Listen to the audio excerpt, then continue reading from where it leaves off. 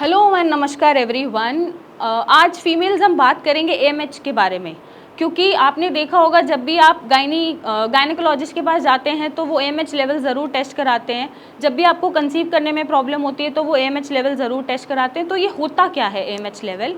तो AMH level is anti Mullerian hormone होता है।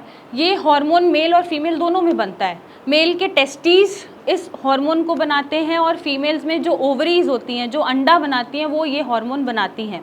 अब इसका क्या महत्व है और ये कितना इम्पॉर्टेंट होता है? ये इतना महत्वपूर्ण है, इतना इम्पॉर्टेंट है कि आपको इसका नॉर्मल रहना बहुत ज़रूरी है, क्योंकि इसके लेवल कम होंगे तो आपका जो एग रिज़र्व है, जो अंडा हर महीने रिलीज़ होता है आपकी साइकिल में, जो हम एग रिज़र्व रखते हैं मेनोपॉज तक, वो कम होना शुरू हो जाता है। तो बाय एज आपने देखा होगा कि एएमएच लेवल भी कम हो रहा है और आपके अंडे भी कम बनने शुरू हो गए हैं। इसलिए अक्सर 45 से 50 साल की उम्र में मेनोपॉज हो जाता है। मेनोपॉज मतलब पीरियड आने आपको हमेशा के लिए रुक जाते हैं। अब ऑब्वियसली जब ये नॉर्मल लेवल में रहेगा तो आपके अंडे भी ठीक से बनेंगे, रप्चर होंगे, मैच्योर होंगे और तभी प्रेगनेंसी कंसीव होगी। तो इसको नॉर्मल रेंज में रखना बहुत ज़रूरी है। अब ऐसी कौन सी मेडिसिन हैं जिनसे हम इसको नॉर्मल कर सकते हैं? तो हम कुछ आयुर्वेदिक मेडिसिन का नाम लेंगे जिसका इंटेक आप कर सकते हैं और अपने एमएच लेवल को ठीक कर सकते हैं। सबसे पहली चीज़ शतावरी, आपको इजीली अवेलेबल है मार्केट में। आप शतावरी का इंटेक करें, वो आपके एग रिजर्व बढ़ाएगी। एग रिजर्व बढ़ेगा तो एमएच भी बढ़ेगा, जिससे आपको कंसीव करने में प्रॉब्लम नहीं आएगी।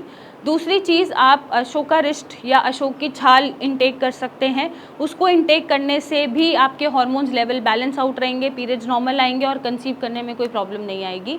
तीसरी चीज़, आप चंद्र प्रभावती बहुत अच्छी मेडिसिन होती है फीमेल के लिए, वो भी अंडों का रिजर्व बहुत अच्छे से रखती है, जिसकी वजह से एमएच लेवल आपके ठीक रहते हैं। तो ये चीज़ें आप इंटेक करके, ऑब्वियसली एक फॉलिक एसिड, जो मैंने बहुत बार बोला अपनी वीडियोस में कि आप फॉलिक एसिड का इंटेक करते रहें, आयरन का इंटेक करते रहें, विटामिन डी का इंटेक करते रहें, एक हेल्दी लाइफस्टाइल चुनें, बहुत स्ट्रेस आउट ना करें, एक वर्कआउट करते रहें ताकि आपके हार्मोन्स बैलेंस रहें। बेसिकली आपको खुश रहने की बहुत ज़रूरत है। Physical stress, mental stress, emotional stress सबके पास है, लेकिन उसको बैलेंस आउट करना बहुत ज़रूरी है। तो आप उसको बैलेंस करें, ना कि उसको लेके बैठे रहें।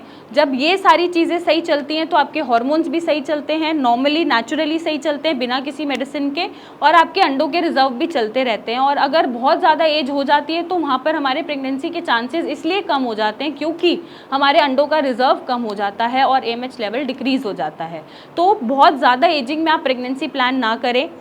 कोशिश करें कि आप 25 to 35 की उम्र में फर्टाइल हो जाएं और बच्चे पैदा कर लें।